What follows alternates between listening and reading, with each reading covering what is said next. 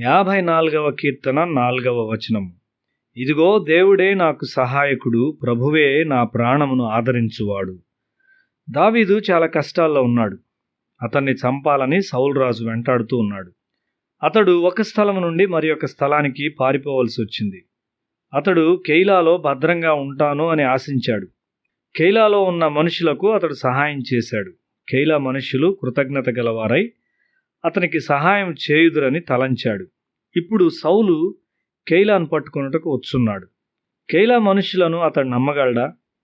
కెయిలా మనుషులు చివరిగా తనను సౌలునకు అప్పగించెదరేమో అని దేవుని అడుగుచూ దావీదు ప్రార్థించాడు. వారు అప్పగించుదురు అని దేవుడు చెప్పాడు. దావీదు తన అనుచరులతో కెయిలా నగరమునకు బలమైన రక్షణగా ఉండటం వలన ఆ నగరవాసులు ఫిలిష్తీయుల ద్వారా జయించబడలేదు మరియు బందీలుగా తీసుకొని పోబడలేదు. అయితే ఇప్పుడు దావీదు యొక్క అవసర సమయంలో కృతజ్ఞత గలవారుగా వారు లేరు. దావీదును చంపుటకు, సౌలునకు సహాయపడుటకు వారు సిద్ధంగా ఉన్నారు. దావీదునకు తలదాచుకున్నటకు స్థలము లేదు. ఎందుకు ఆ పరిస్థితి వచ్చింది? అదంతా స్త్రీలు పాడిన పాటను బట్టి. సౌలులోనికి ద్వేషము చాలా త్వరగా ప్రవేశించింది. ద్వేషం మనలో ప్రవేశించిన వెంటనే మనము దాన్ని చంపవలసి ఉన్నాము. లేనట్లయితే ద్వేషమునకు వ్యతిరేకముగా నీవు నిలబడలేవు. అది ప్రాణానికి మరియు శరీరానికి ఒక ప్రమాదకరమైన రోగము. ద్వేషము సౌలును మరియు అతని కుటుంబాన్ని నాశనం చేసింది. ద్వేషము ప్రజలను పిచ్చివారిగా చేస్తుంది. సౌలు పిచ్చివానిగా తయారయ్యాడు. ఒక దురాత్మ అతనిలో ప్రవేశించి అతని మీద అధికారం కలిగి ఉన్నది. నేను తప్పు చేశాను, దావీదు నీవు మంచివాడవే, దేవుడు నీకు బహుమానమునిచ్చును అని అప్పుడప్పుడు సౌలు దుఃఖిస్తూ చెప్తూ ఉండేవాడు. అయితే అతడు ఆ దయ్యం యొక్క శక్తి నుండి ఎన్నడూ బయటికి రాలేకపోయాడు. ఒక పాపికి తన పాపమును అర్థం చేసుకొనుటకు దయ్యము అనుమతిస్తుంది, కానీ దాని బంధకాల నుండి విడుదల నొందుటకు మాత్రము అనుమతించదు. ఒక పాపి జీవితంలో ఉన్న దశ ఇది. నీ హృదయంలో ఎట్టి ఆత్మ పరిపాలించున్నదో దాని గూర్చి జాగ్రత్త తీసుకో. లోకములో చాలా ఆత్మలున్నాయి. అవి సూచనలు మరియు అద్భుతాలు కూడా చేయవచ్చు. ఏ ఆత్మ నిన్ను నడిపిస్తూ ఉన్నదో దాని విషయమై చాలా జాగ్రత్తగా ఉండుము. తనకు సహాయం చేయుటకు దావీదు దేవుని ప్రార్థిస్తూ ఉన్నాడు. అతనికి ఇతరమైనటువంటి ఏ సహాయము లేదు. ఒకసారి తన 600 మంది అనుచరులు అతనికి వ్యతిరేకంగా లేచారు.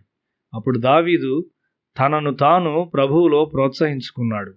గొప్ప నిరాశాకరమైన సమయాలను ఎదుర్కొన్నప్పుడు మనము కూడా ఆ విధంగా వ్యవహరించాలి. దావీదు ఇశ్రాయేలు పట్టణములను విడిచి ఇప్పుడు ఫిలిష్తీయుల దేశంలోని సిక్లగులో ఉంటున్నాడు.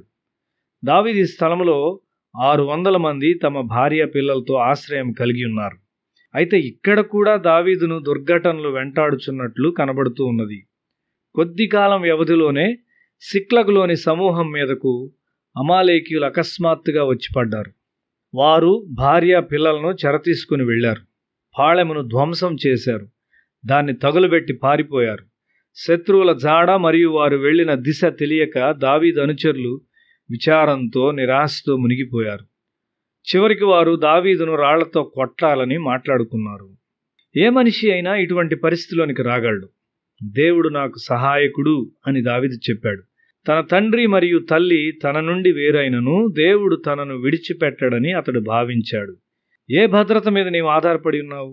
మానవ సహాయకులందరూ వారి జ్ఞానములో, నీతిలో మరియు సహాయం చేయుటకైన సామర్థ్యములో పరిమితి గలవారుగా ఉన్నారు.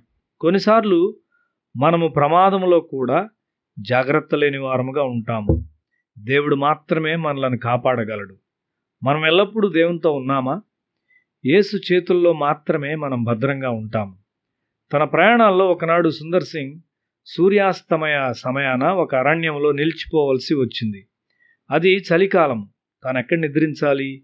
ఒక పాడుబడిన ఇల్లు తప్ప మరి ఏ నివాసము అక్కడ కనిపించట్లేదు.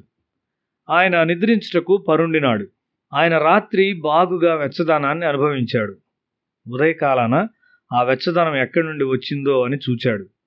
ఆయన ప్రక్కన 2 బలమైన పాములు నిద్రిస్తూ ఉన్నవి. అవి ఆయనకు ఏ హాని చేయలేదు. దేవుడే ఆయనకు సహాయకుడు. చిట్ట చివరకు దేవుడు మాత్రమే మన నిజమైన సహాయకుడు. ఆయన మనలను గూర్చి ఆలోచిస్తూ ఉన్నాడు. దేవుడు నీ కొరకు ఒక పరిపూర్ణమైన ప్రణాళికను కలిగి ఉండి దాన్ని నెరవేర్చాలని కోరుతూ ఉన్నాడు. దావీదు జీవితంలో తన గొప్ప ప్రణాళికలను నెరవేర్చాలని దేవుడు ప్రయత్నించాడు.